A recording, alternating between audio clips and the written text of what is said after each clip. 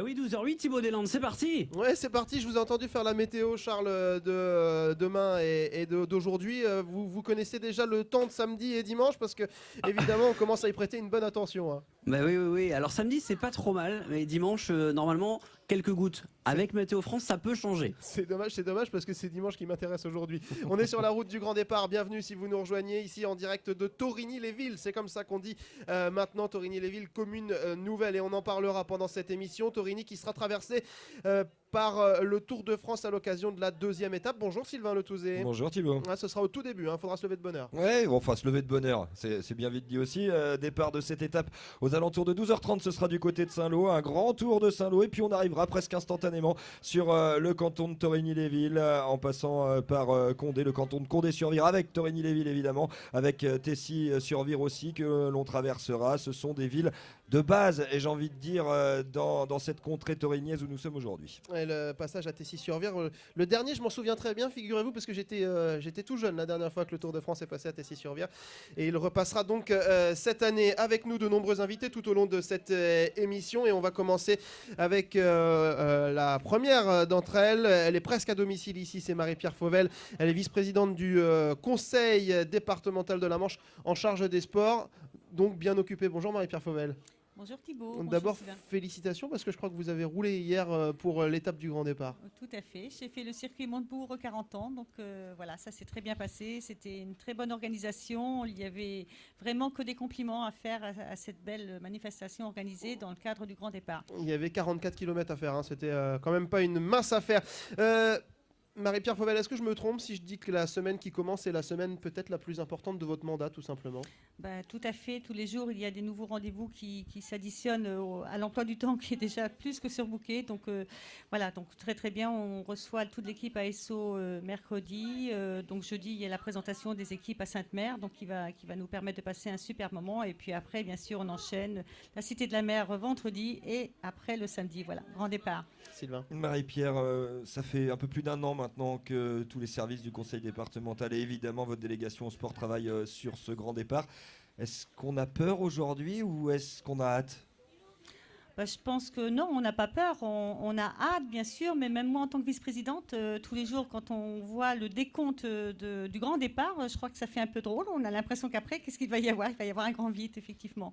Le conseil départemental s'est beaucoup investi, avec notamment en étant partie prenante de l'association du Grand Départ. Jean-François Legrand, le président de cette association, était avec nous la semaine dernière à Port-Bail sur cette route du Grand Départ.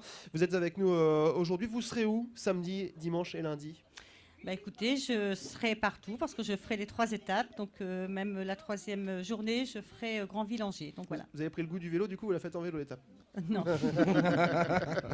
Les 3 étapes manchoises auxquelles on va s'intéresser pendant toute cette semaine. Avec nous également ce midi, Jean-Manuel Cousin. Il est lui conseiller régional en charge des sports. Bonjour Jean-Manuel Cousin.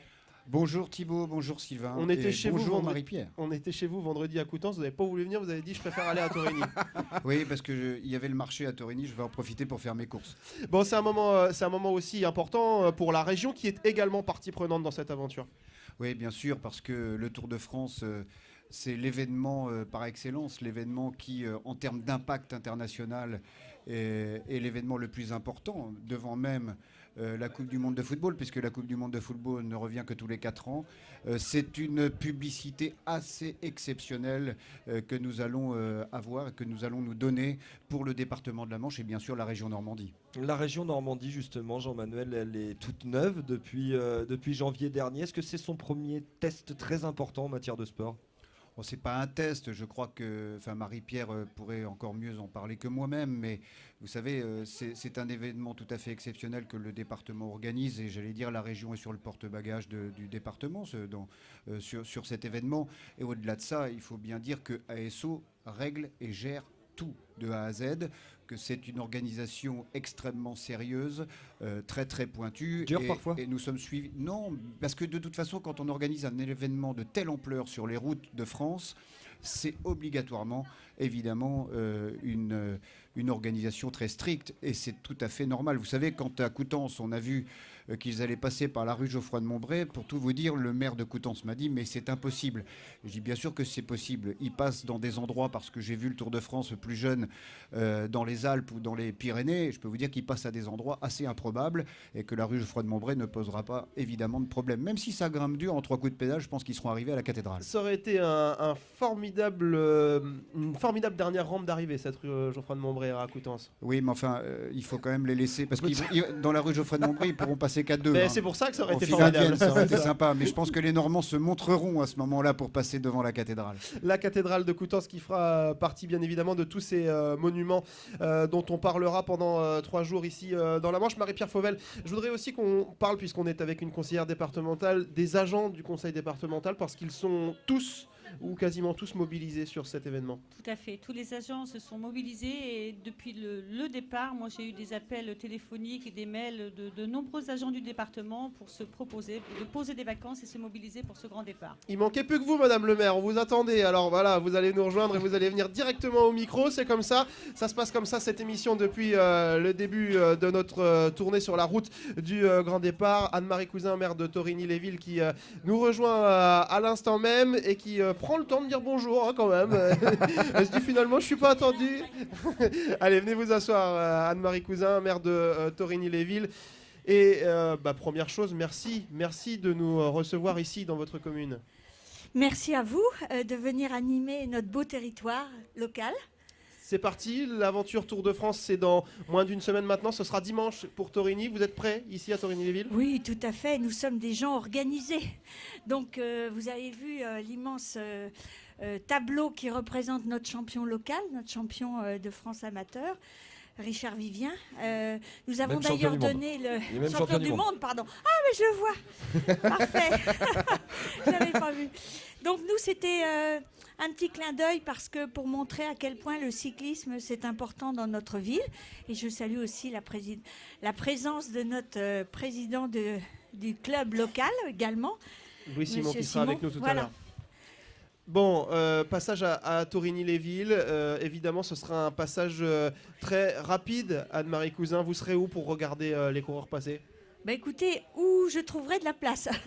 J'avoue que j'ai pas encore réfléchi à l'endroit le plus propice parce que pour avoir vu le Tour de France passer à Saint-Jean-d'Elle, maintenant c'était Saint-Jean-des-Baisans à l'époque, j'ai pris conscience de la fulgurance de l'événement. Mais heureusement, nous avons de nombreuses animations sur tout le territoire normand d'ailleurs pour permettre d'accompagner cette fulgurance. Torigny-les-Villes qui est aussi un territoire de sport. Vous saluez à l'instant le président du club de vélo. Il y a un club de foot qui tourne bien, il y a un club d'athlétisme, on va en parler d'ailleurs, il y a un club de tennis de table, il y a du judo. Voilà, ville de sport Torigny. Absolument. Alors une cinquantaine d'associations, peut-être 60 maintenant d'ailleurs avec la commune nouvelle. Donc beaucoup d'associations et en termes sportifs, de nombreuses associations également très, très toniques, très dynamiques, qui sont maintenant aujourd'hui accompagnées par l'AGLO. Et comme les maires délégués sont là, vous pouvez me le dire, ça se passe bien la commune nouvelle ou pas ? Ça dépend des jours. Non, mais globalement oui, mais c'est plus compliqué que dans certaines communes nouvelles à deux parce que nous partons d'historiques très différents, de façons de faire très différentes. Et chaque maire délégué a bien conscience qu'on doit mettre du sien, chacun d'ailleurs, et une remise en cause de chacun de nous. Cela dit, on a un état d'esprit de bonne volonté. Parce que maintenant, il faut savoir que la commune nouvelle, c'est vraiment un gros territoire. Nous sommes la 3e commune du bassin Saint-Lois, donc Saint-Lô, Aglo et Torigny-les-Villes. Un budget avec les budgets annexes de près de 8 millions d'euros. Tout confondu, investissement, fonctionnement et également tous les budgets annexes. Donc nous sommes quand même une grosse collectivité maintenant. Et conseillère régionale, en plus de ça, Anne-Marie Cousin, vous allez rejoindre la région, je crois. Vous allez nous quitter oui. un petit peu plus tôt parce que vous devez partir du côté de Caen ou de Rouen. Alors du coup, les réunions, on ne sait plus bien où ça se trouve. Alors en fait, les commissions permanentes se passent toutes à Caen. Les commissions thématiques se passent tantôt à Rouen, tantôt à Caen, en fonction de la localisation des directions, puisque nous avons fait en sorte qu'il y ait autant d'agents à Caen qu'à Rouen. Ça a été compliqué, mais le président y tenait absolument, le président Morin.